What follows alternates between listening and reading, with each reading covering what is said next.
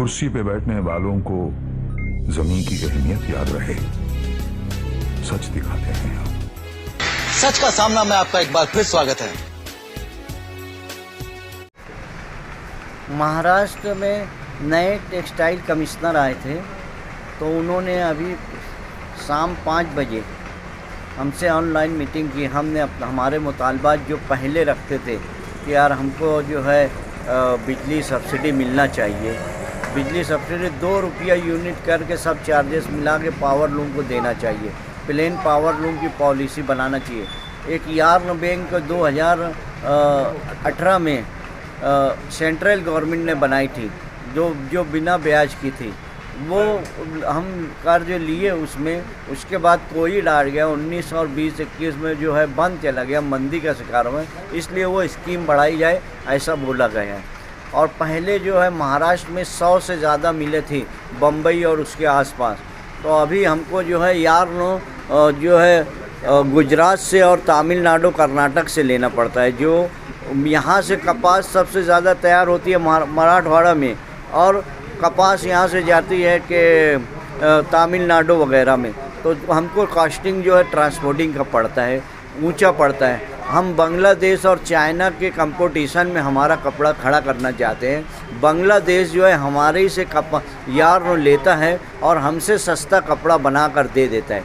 इसलिए सरकार से गुजारिश की गई है कि इस पर पावर लूम में सब्सिडी बढ़ाई जाए या टैक्सेस कम किया जाए, ताकि हम उनके कंपटीशन में हमारा कपड़ा तैयार कर सकते हैं। श्रीलंका वगैरह की तरफ से स्मगलिंग हो के वहाँ का चाइना का कपड़ा आ जाता है, उस पर भी ध्यान दिया जाए, ऐसी गुजारिश की गई है। वो उन्होंने कहा सोलार का आप इस्तेमाल करें, तो सोलार की ये जो कॉस्टिंग है वो 3.5 रुपया है, और हमको ये भी सब्सिडी में पावर का वही दाम मिलता है। इसलिए सोलार लगाने की सब्सिडी बढ़ाई जाए ताकि हम उसको इंटरेस्टेड हों। तो विजय पानसरे साहब ने किस तरह से रिस्पॉन्स किया आपके इस बात पर? विजय पानसरे साहब ने हमसे बहुत अच्छे बात की, और वो सब चीज़ समझ रहे हैं।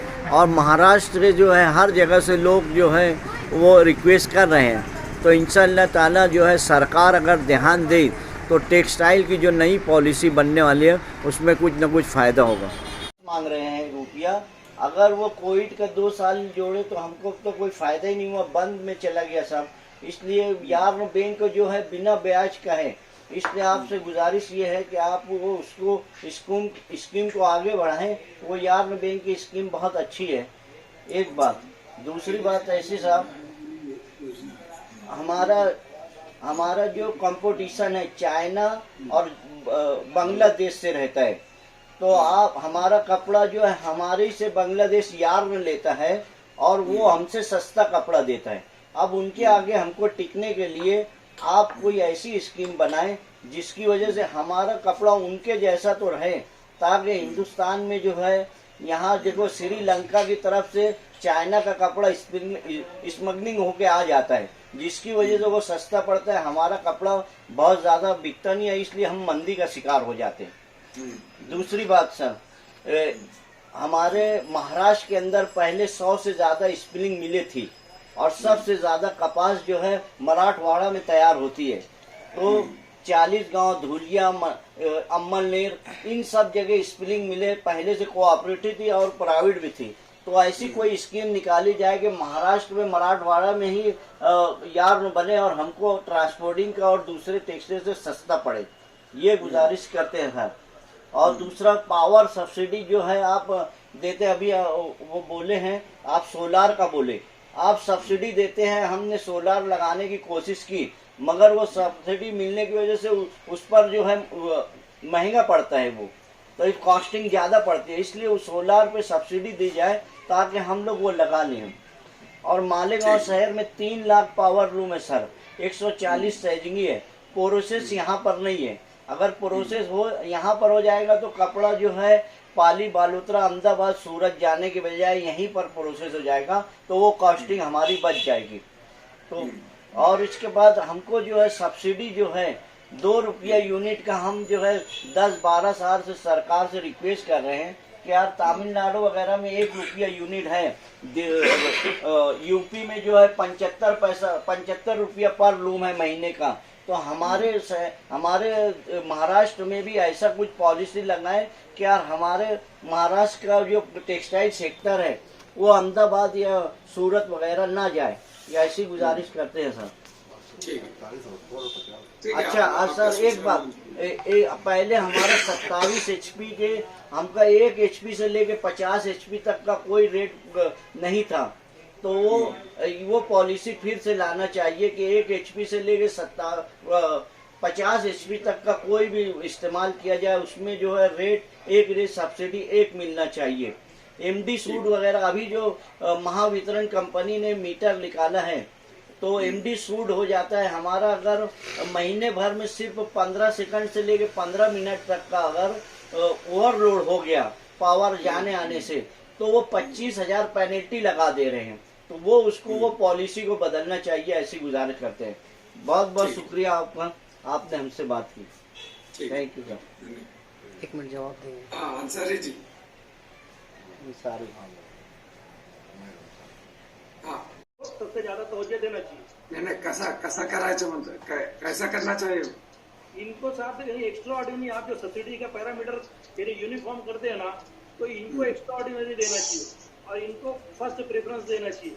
इनके पास कोई रिसोर्सेस नहीं है और ये बैंक अप्रोच करते तो इनको लोन वगैरह कुछ मिलता नहीं।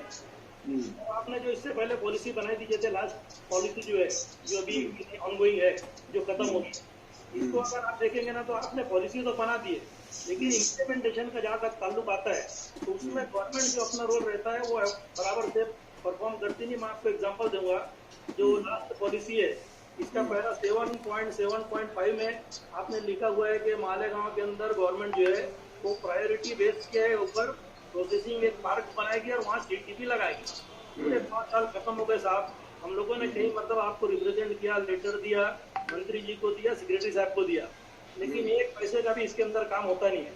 और इससे हट के जो हैरेसमेंट का काम रहता है, मतलब पावर की जो सब्सिडी है वो तो पूरा रिकॉर्ड MEC-DCL के पास में है, वहाँ से लेने के बजाय आपने फॉर्म निकाला, फॉर्म के अंदर इतनी परेशानी कि छोटा आदमी जो रूम खुद चलाता है व्यूअर, उसको अपना काम छोड़ करके जाना पड़ता है कंसल्टेंट के पास। कंसल्टेंट क्या भरता है उसको पता नहीं, वो भरने के बाद भी सब्सिडी मिलती नहीं है, आपके ऑफिस से उसमें क्यूरी निकलते रहती है।